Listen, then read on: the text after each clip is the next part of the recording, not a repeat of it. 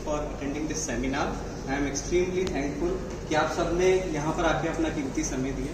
I am extremely honored by the presence of Professor Dr. H.K. Patel sir, जो मेरे गुरु मेरे mentor हैं. इन्होंने हमको ट्रेन किया है और कहीं ना कहीं वही बात हमने इनसे सीखी और बाकी मेरे फादर खुद भी टीचर हैं तो उन्होंने भी सिखाया कि वो कहावत ना, गुरु गोविंद दाऊ खड़े काके लागू पाए, बलिहारी गुरु आपने गोविंद दियो बताए.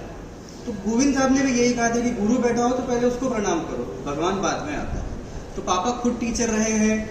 फिर मेरी मेंटरशिप हमेशा से स्कूल से लेकर के कॉलेज में ऐसे ऐसे टीचर से रही है कि उनका रिस्पेक्ट, उनकी बात मानना एक आदत बन गई थी कि नहीं जैसा वो कहेंगे वैसा हम सीखते जाएंगे.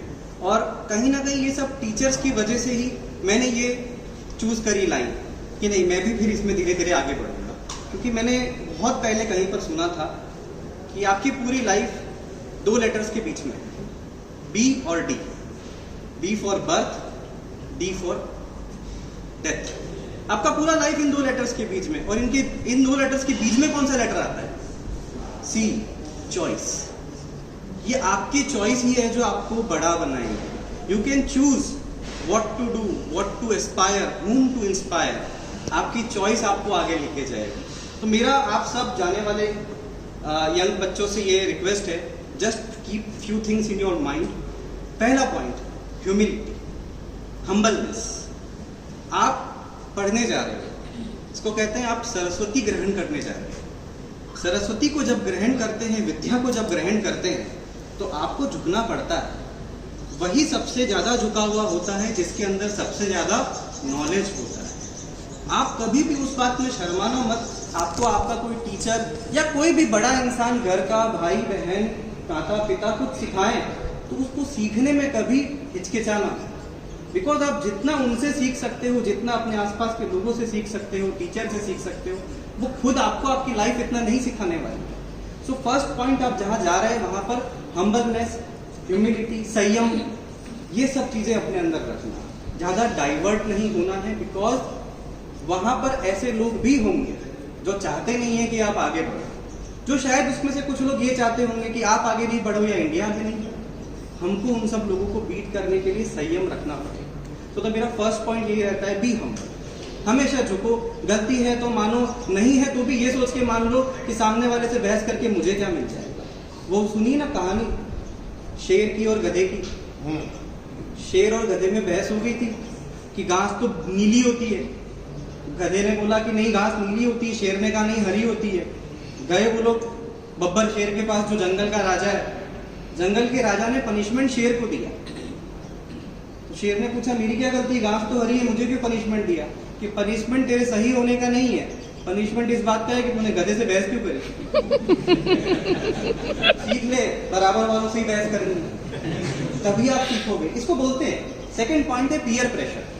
बहुत बार मेरे पास बच्चे आते हैं अलग अलग यूनिवर्सिटीज के जो अपने फ्रेंड से कॉम्पीट कर रहे हैं पर फ्रेंड को बता नहीं रहे कि मेरे को तेरे से कंपटीशन करना है, तेरे जीआरई में इतना आ गया, मेरे को इतना लाना है. तो बच्चे बहुत बार मुझे बोलते हैं कि सर हम प्रेशर में हैं. I sometimes I hear this words. ये 19, 20, 21 साल के बच्चे जब बोलते हैं प्रेशर में, तो मेरे को बड़ा अजीब लगता है. पहले तो प्रेशर, आपने इतना क्या कर लिया कि इतना प्रेशर आ गया? सुबह से लेकर रात तक हर चीज तो आपको मिल रही है. आपको खुद क्या बनाना पड़ रहा है? खाना भी बनाना पड़ रहा है. आपको कुछ नहीं करना. आप किस चीज के प्रेशर में हो? ये प्रेशर नहीं है, पीयर प्रेशर. और मेरा ये पर्सनली मानना है पीयर प्रेशर अच्छा प्रेशर है. बिकॉज जब आप अपने ऊपर वाले से प्रेशर फील करके फाइट करते हो, आप हो सकता है उस तक नहीं पहुंच सकते पर आप इसी प्रोसेस में अपने आप को तो अपलिफ्ट कर ही लोगे. तो पीयर प्रेशर मेरे हिसाब से एक अच्छा प्रेशर है, क्योंकि उसको फाइट करने में आप अपने आप को ग्रो करना सिखा देते हो. आप उसको बीट नहीं कर पाओ, कर लो तो अच्छा है, पर आप उस तक तो पहुंच सकते हैं. सो प्रेशर, पीयर प्रेशर जो है कभी कभी लेना ठीक भी रहता है. आप आगे बढ़ते हो लाइफ के अंदर. Second point, company. Third point, company. ये अपने अच्छे बना के रखना. मेरा ऐसा मानना है that always get yourself surrounded with the people whose eyes sparkle when they see you. अपने आसपास ऐसे लोगों को रखो, दोस्त, रिश्तेदार, जो आपको देख के खुश हो रहे हैं. ऐसा नहीं कि आप आए और वो पीछे से कमेंट दे रहे अरे यार आ गया. तो कीप योर सराउंडिंग. संगत, कहते हैं संगत अपनी अच्छी रखो. जितनी अच्छी संगत रखोगे उतना ही आगे बढ़ोगे.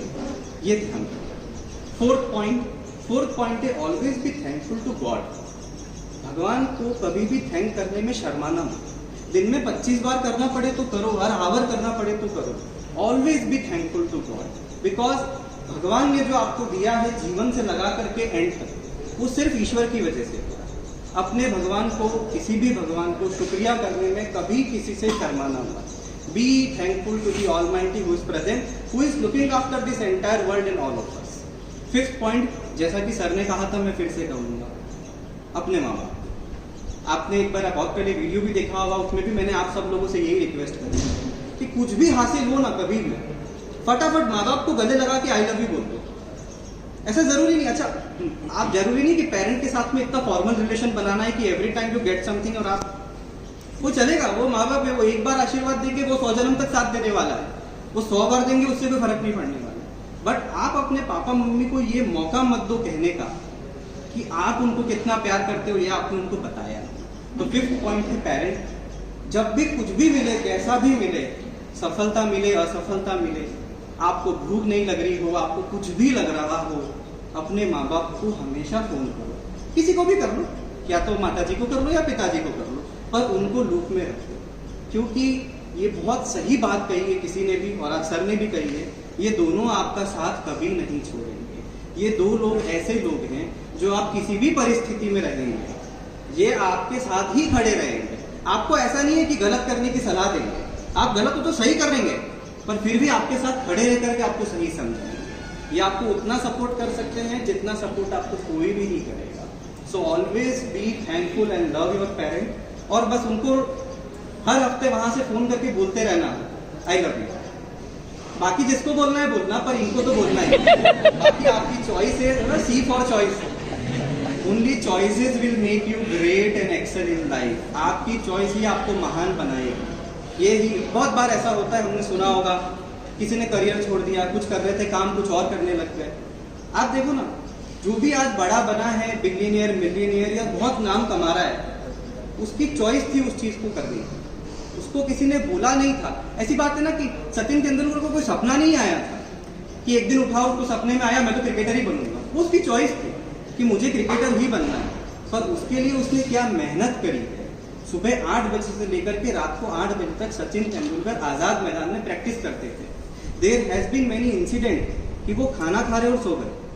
आप सोचो, कोई आदमी इतना थक चुका है कि खाना खाते खाते डिनर टेबल पे सो गया, पर ये उनकी चॉइस थी कि मुझे क्रिकेटर बनना है, और उस चॉइस के लिए उन्होंने दिया कमिटमेंट। यही सब चीजें आप लोगों को फॉलो करनी है।